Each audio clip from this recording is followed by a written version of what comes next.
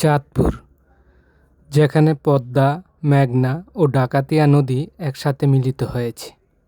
প্রকৃতির এক অনন্য সৃষ্টি হচ্ছে চাঁদপুর।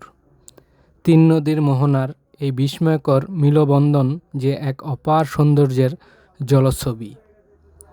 এখানকার জলরাশি প্রতিনিয়ত রং বদলায়, কখনো শান্ত, কখনো প্রমিত, কখনো উত্তাল, কিন্তু সব সময় মোহিত করে রাখে দর্শনার্থীদের।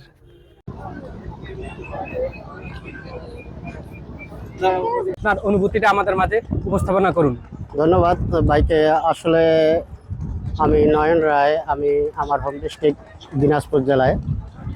আমি বিগত 11 বছর ধরে চাঁদপুর ডিস্ট্রিক্টে আছি।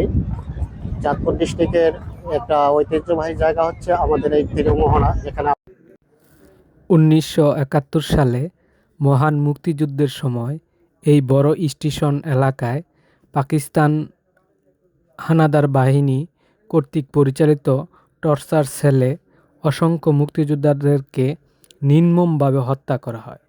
শহীদ মুক্তিযোদ্ধাদের সেই স্মৃতির উদ্দেশ্যে এখানে রক্তধারা নামে একটি ভাস্কর্য নির্মাণ করা হয়েছে। ইলিশ চাঁদপুরকে এনে দিয়েছে ইলিশের বাড়ি নামে সুখ্যাতি।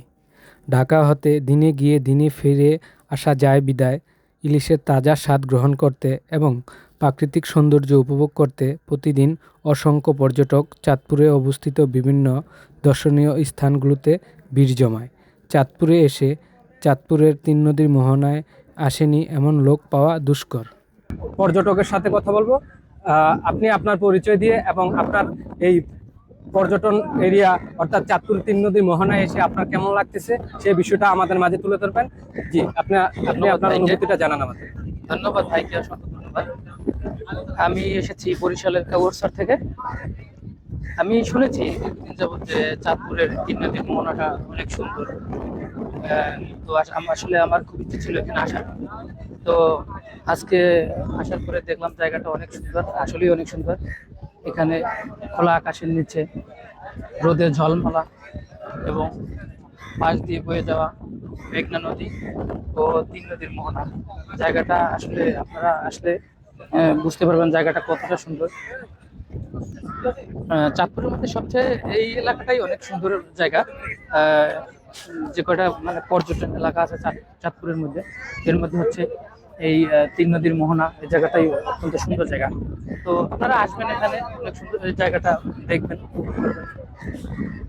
ধন্যবাদ ভাইকে।